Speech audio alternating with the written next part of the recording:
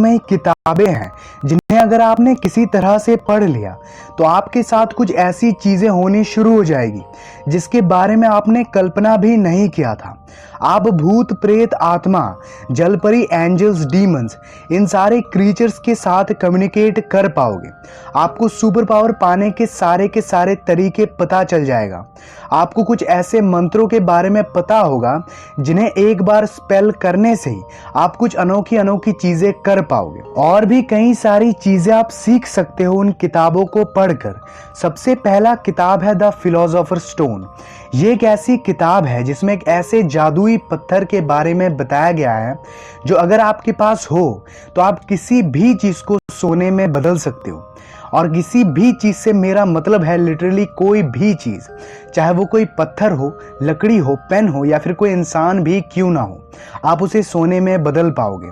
इस बुक में बताया गया है कि आपको वो पत्थर इस दुनिया में कहाँ मिल सकता है, उस पत्थर को पाने के लिए आपको कौन कौन से खतरों का सामना करना पड़ेगा और उन मुसीबतों से कैसे आप बच सकते हो, और वो पत्थर पाने के बाद आप उसे इस्तेमाल कैसे कर सकते हो। अब आप में से ज्यादातर व्यूअर्स वही सोच रहे होंगे जो मैं पहले सोचा करता था कि यार ये सब तो सिर्फ कहानियों में ही होता है। रियल लाइफ में अगर किसी चीज को सोने में बदलना इतना ही आसान होता तो फिर तो सबके पास ये सुपर पावर होती ना। और अगर आपको लगता है कि उस जादुई पत्थर को पाना बहुत ही आसान है तो मेरे भाई ये आपकी गलत फहमी है। क्योंकि पहली बात तो ये कि इस बुक के मुताबिक इस पूरे ब्रह्मांड में सिर्फ एक ही ऐसा पत्थर है, इसीलिए इस पत्थर को पाने के लिए आपको बहुत सारे मुसीबतों का सामना करना पड़ता है। और दूसरी बात यह है कि इस किताब को एक ऐसे लैंग्वेज में लिखा गया था कि उसे समझना किसी भी आम इंसान के बस की बात नहीं है। बहुत रिसर्च के बाद इस बुक के सिर्फ कुछ ही पार्ट को डिकोड किया गया है। सेकंड बुक है द बुक ऑफ सोएगा। इस बुक में कुछ ऐसे मंत्रों के बारे में बताया गया है जिसे स्पेल करने से अलग अलग अलौकिक चीजें आप कर पाओगे। अलग अलग सुपर पावर्स के लिए अलग अलग मंत्रों का उल्लेख किया गया है इस बुक में।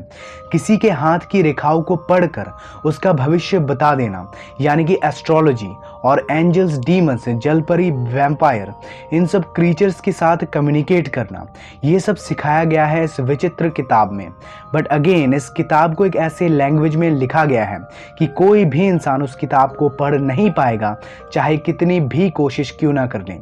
कुछ रिसर्चर्स कहते हैं कि इस किताब में ऐसे ऐसे मंत्र हैं जिन्हें स्पेल करने से आप गायब हो सकते हो, अपना रूप बदल सकते हो, हवा में तैर सकते हो, etcetera etcetera.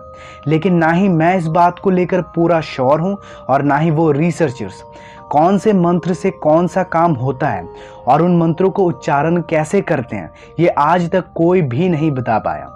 Third book is Nostradamus book.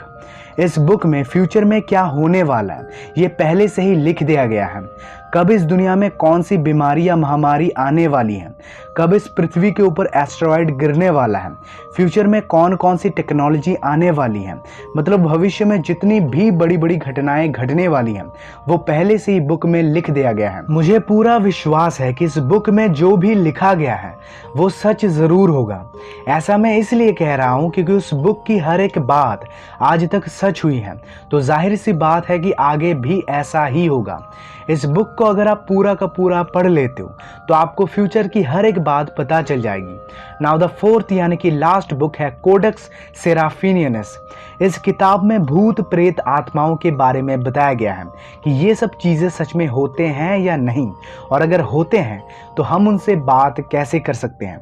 हमारे आंखों के सामने एक अलग दुनिया है जिसे हम देख नहीं पा रहे हैं। उसी रहस्यमयी दुनिया के बारे में इस किताब में बताया गया है। But it is sad to say कि ये भी एक प्राचीन भाषा में लिखा गया है जिसे समझना नामुमकिन है। इन सारे किताबों को सालों तक हम इंसानों से छुपा कर रखा गया था, और अब जब हमें ये किताबें मिल चुकी है तो हम इसे रीड ही नहीं कर पा रहे।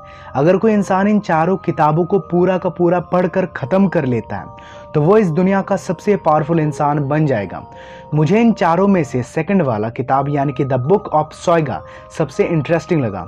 आपको कौन सा वाला किताब सबसे पसंद आया कमेंट में जरूर बताना।